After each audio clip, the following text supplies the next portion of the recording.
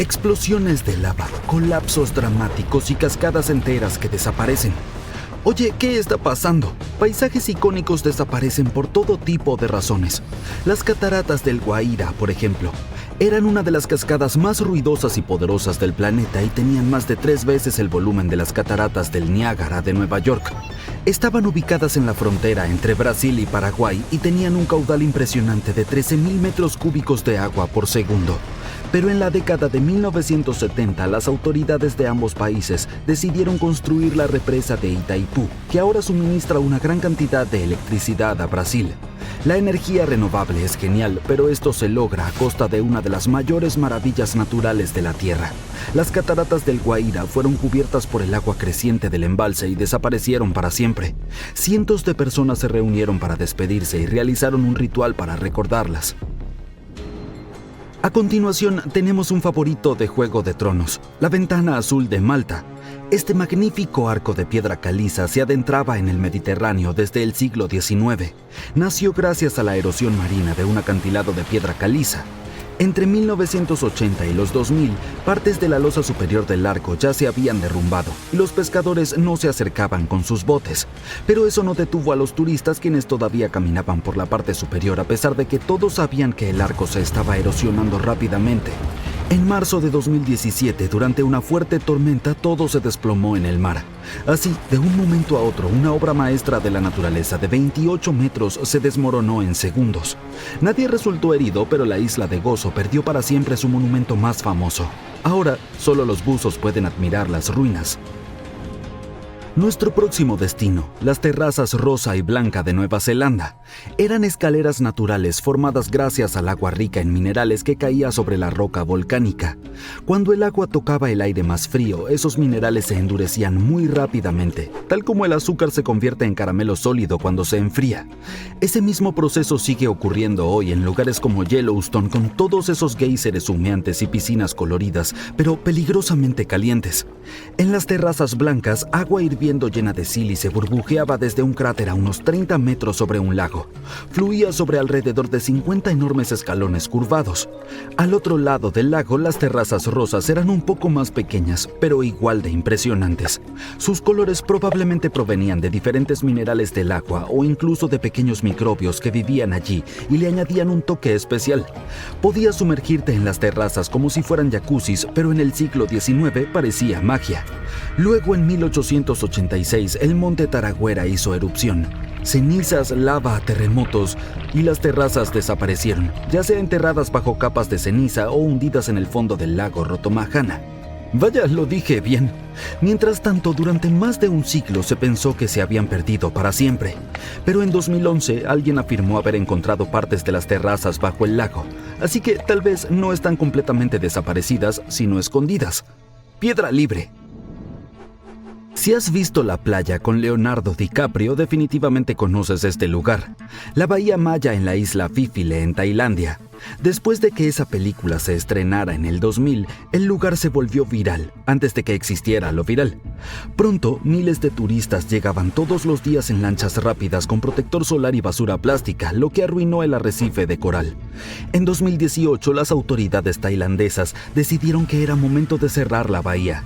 Tras una recuperación de 4 años, la Bahía Maya reabrió en 2022, pero con restricciones importantes. Las embarcaciones no pueden acceder directamente, la natación está limitada y se controla la cantidad diaria de turistas. Además, ahora cierran el idílico lugar durante la temporada de lluvias para permitir que los recursos naturales y los ecosistemas se recuperen. Así que técnicamente está de vuelta, pero la salvaje versión original de la Bahía Maya se ha ido para siempre.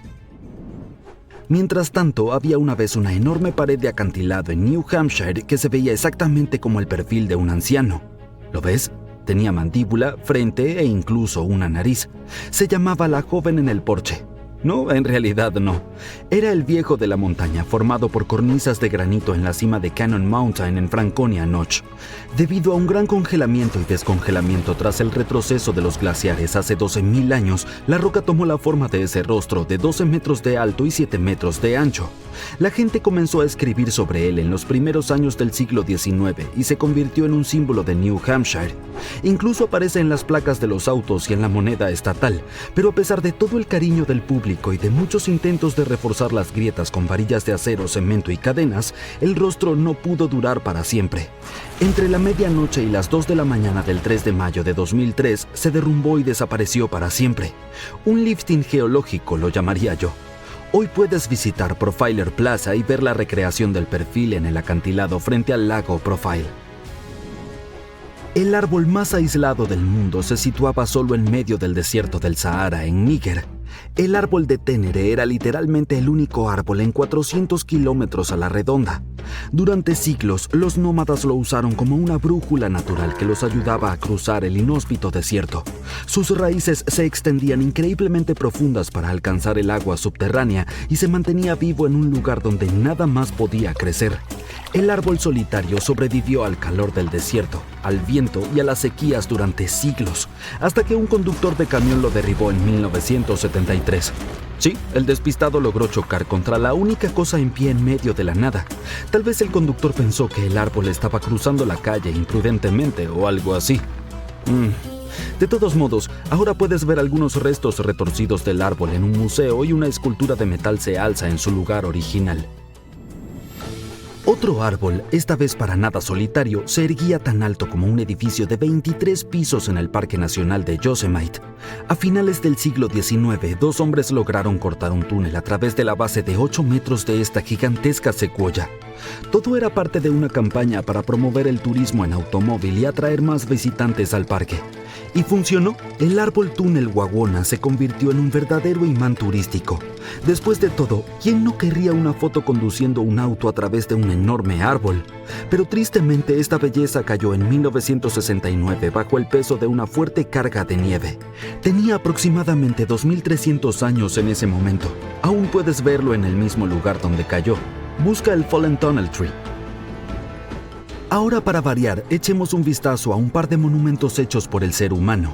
La actual Penn Station de Nueva York cumple bastante bien su función, pero la original era mucho más bella.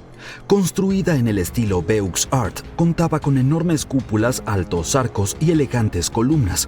Solía recibir a más de 100 millones de viajeros cada año, especialmente en su apogeo a mediados de la década de 1940.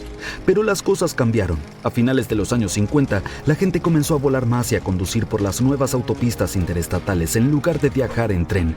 Luego, en 1962, la ciudad decidió construir un nuevo Penn Plaza y la arena del Madison Square Garden. Tan solo un año después, demolieron la estación original para sustituirla por una versión más pequeña subterránea. El New York Times lo llamó un acto monumental de vandalismo contra uno de los mayores edificios de esa elegante era inspirada en Roma. De regreso en la costa del Pacífico, los baños Sutro abrieron en San Francisco en 1896. Era un edificio de vidrio de 12,000 metros cuadrados que tenía 7 piscinas diferentes, cada una con temperaturas distintas. Contaba con trampolines, saltos desde gran altura, toboganes de agua e incluso trapecios que colgaban sobre el agua. Y podía recibir grandes multitudes, hasta 10,000 personas a la vez. También había un museo de historia natural con momias egipcias y una galería de esculturas llena de artefactos de México y China. Era un parque único en su tipo, pero también había un gran problema. Costaba una fortuna mantenerlo. Durante la Gran Depresión, cuando los dueños convirtieron las piscinas en pistas de patinaje sobre hielo para intentar mantenerse a flote, el lugar seguía sin generar suficiente dinero. Los baños finalmente cerraron en 1964 y 2 años después, un incendio los redujo a cenizas. Pobrecitos. Bueno, digamos que estás conduciendo a casa y de repente tu GPS se congela. Tu teléfono indica que tienes todas las barras de señal, pero tarda una eternidad en realizar una llamada. O tal vez la llamada se corta sin razón alguna y tienes que volver a marcar. Lo ignoras. Debe ser tu proveedor que anda raro. Pero más tarde, durante una fiesta en casa, la luz parpadea por un segundo. No hay necesidad de entrar en pánico. No te está persiguiendo un fantasma. Al menos eso espero. No, es mucho más probable que el Sol esté actuando de manera extraña, porque un enorme agujero de unos 800,000 kilómetros de ancho se abrió en su atmósfera y ahora está enviando cosas extrañas directamente hacia nosotros en la Tierra. ¿Qué significa eso de que hay un agujero en el Sol? Cuando miramos el Sol con gafas de sol altamente protectoras, por supuesto, todo lo que podemos ver es una estrella tranquila y brillante. Sin embargo, eso no podría estar más lejos de la realidad. De cerca es un caos total.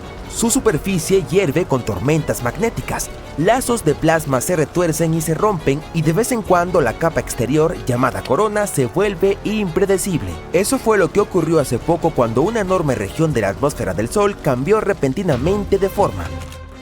Los científicos lo llaman agujero coronal, pero no imaginen una grieta o un cráter. Es más bien un respiradero abierto en la capa externa del Sol. Nuestra estrella tiene unas fuerzas invisibles que la atraviesan, como líneas de tensión bajo la superficie. La mayoría de las veces vuelven a cerrarse sobre sí mismas. Pero en ocasiones, en ciertos lugares, se extiende hacia el exterior en el espacio como si fueran carriles abiertos. Y es entonces cuando las cosas comienzan a volar. Las partículas se disparan a velocidades asombrosas en lo que llamamos viento solar. Este viento atraviesa el espacio a 1.600.000 km por hora, lo suficientemente rápido como para llegar a la Tierra en unos pocos días. El área del Sol de donde proviene el viento se ve más oscura y más fría que el resto, por eso la llamamos agujero coronal. Y el actual es enorme, tan grande que podrías acomodar alrededor de 62 tierras una al lado de la otra. Se extiende a través de una enorme porción del hemisferio sur del Sol y está dirigido hacia nuestro planeta. Entonces, ¿qué es lo que el Sol nos envía y qué ocurre cuando llega aquí? El viento solar no solo es veloz, también está lleno de diminutas partículas cargadas que el Sol lanza cuando está activo. Y cuando esa corriente choca contra el campo magnético de la Tierra, es como lanzar una piedra en un estanque tranquilo. Presiona contra el escudo magnético de nuestro planeta, deformándolo como un globo al que se lo presiona desde afuera. Eso es lo que crea estas impresionantes auroras. Sin embargo, a veces el Sol va más allá. En lugar de un flujo constante, lanza una enorme nube de material solar de una sola vez. Eso se llama eyección de masa coronal o CME, que puede interferir con el GPS y bloquear las señales. Eso se debe en parte a la ionosfera, una capa cargada en lo alto de la atmósfera terrestre que ayuda a que las señales de radio viajen. Cuando esa capa se ve perturbada, las señales comienzan a rebotar de manera extraña o a perderse por completo. A finales de mayo de 2025, la Tierra fue impactada por una tormenta geomagnética. Fue clasificada como G3, que es fuerte. Provenía de una corriente de viento solar de alta velocidad liberada por un agujero coronal y causó auroras visibles tan al sur como Iowa y Oregon. Las advertencias emitidas señalaban interrupciones en GPS y radio de onda corta durante la tormenta, pero no se reportaron problemas graves. Solo unos días después, la situación empeoró. El 1 y 2 de junio ocurrió otra tormenta. Esta vez fue una de clase G4, que se considera un suceso peligroso, solo un paso por debajo de la categoría más alta. Los cielos se iluminaron. Personas de todo el norte de Estados Unidos, e incluso tan al sur como California y Nuevo México, vieron cortinas brillantes de verde y rosa en el cielo nocturno. Normalmente tendrías que viajar al Círculo Ártico o Antártico para ver este tipo de espectáculo. Está bien, me convencieron, los fantasmas no hacen estas cosas. Pero no fue un espectáculo de luces, aunque incluso los astronautas a bordo de la Estación Espacial Internacional pudieron captar imágenes impresionantes. Las aerolíneas recibieron advertencias de radiación y quizás modificaron algunas rutas de vuelo como precaución. Los operadores de satélites estaban vigilando posibles desviaciones de señal, y las radios de alta frecuencia, utilizadas por barcos, aviones y operadores aficionados, podrían haber tenido interrupciones breves. Pero luego vino otra. Unas semanas después, a mediados de junio, la Tierra fue golpeada por una tormenta geomagnética de clase G2. No fue tan intensa como el evento G4 anterior, lo que significó menos riesgos de interrupciones y otra oportunidad para captar cielos resplandecientes en cámara. Luego, para mantener el interés, el Sol lo siguió con un par de potentes llamaradas solares el 17 y el 19 de junio. Las llamaradas solares son tipos de explosiones distintas, pero con consecuencias similares. La superficie del Sol está en constante movimiento, arrastrando campos magnéticos como si fueran cuerdas enredadas. Eventualmente esas líneas se tuercen tanto que se rompen y esa ruptura es lo que provoca una llamarada solar. Si una CME es el lanzamiento de material por parte del Sol, una llamarada solar es como si el Sol encendiera un interruptor de luz, excepto que la luz es radiación que inunda el espacio a la velocidad de, la luz. Las llamaradas impactan rápido, a veces en cuestión de minutos, y no necesitan llevar partículas para causar problemas. Entonces, mientras que las CME son como enormes nubes de explosiones solares que tardan 1 o 2 días en llegar, las llamaradas solares son el destello que golpea antes de que lo veas venir. Y a mediados de junio la Tierra fue impactada por 2 de ellas, una tras otra. La segunda fue la más fuerte y brevemente interrumpió las comunicaciones por radio en varias partes de los Estados Unidos. Entonces, ¿por qué está sucediendo todo esto ahora? No es al azar, el Sol sigue un patrón. Pasa por fases, algo así como estados de ánimo. Sí, los estados de ánimo solares. Cada 11 años más o menos se pone un poco dramático. Más llamaradas, más manchas solares, más sucesos extraños. Los científicos llaman a este periodo de máxima actividad el máximo solar. Y actualmente estamos en medio de uno de ellos. En este momento estamos en el ciclo solar 25, que se espera que alcance su punto máximo en algún momento entre ahora y principios de 2026. Durante este tiempo el Sol está muy activo. Parece que las cosas apenas están comenzando a calentarse y podemos esperar tormentas aún más intensas en los próximos meses. Pero si ese es el caso, ¿deberíamos preocuparnos? No realmente. Al menos no de una manera tan alarmante como para pensar en huir a los búnkeres. Las tormentas solares no dañan a las personas directamente. No te vas a quemar por el sol a través de tu techo ni te van a cocinar las microondas mientras duermes. A menos que anuncien una hermosa aurora, ni siquiera notarás qué ocurrió. La preocupación más grande está en los sistemas que operan silenciosamente en el fondo, satélites, redes de navegación y electricidad. Cuando el campo magnético se ve alterado, puede provocar la formación de corrientes eléctricas en el suelo y esas corrientes no se quedan bajo tierra, pueden infiltrarse en las líneas eléctricas. Si esas corrientes se vuelven lo bastante fuertes, pueden sobrecargar los transformadores, dañar los sistemas eléctricos e incluso derribar redes eléctricas enteras. Eso fue lo que sucedió en Quebec en 1989, cuando una tormenta solar dejó sin electricidad a toda la provincia en 90 segundos. Por eso, agencias como la NASA y la NOAA monitorean constantemente la actividad solar. Saben cuando algo se dirige hacia nosotros, cuán fuerte podría ser y qué tipo de advertencias deben emitir. Normalmente no pensamos en el sol a menos que haga demasiado calor o interfiera con nuestros planes de playa, o cuando hace mucho frío y estamos atrapados en casa soñando con el verano. Pero de vez en cuando nos recuerda que sigue siendo algo indomable, una fascinante esfera de caos, arde, erupciona, lanza gigantescas olas de partículas cargadas a través del espacio solo para ver qué sucede. Incluso desde una distancia de 150 millones de kilómetros, lo sentimos. Una señal perdida, un hermoso cielo resplandeciente, un parpadeo de energía, pequeñas pistas de que no estamos tan desconectados del espacio como nos gusta creer. Así que la próxima vez que tu GPS se comporte raro o tu pantalla haga cosas extrañas sin razón aparente, no culpes a tu teléfono ni a Casper. Podría ser simplemente el sol actuando caprichoso de nuevo.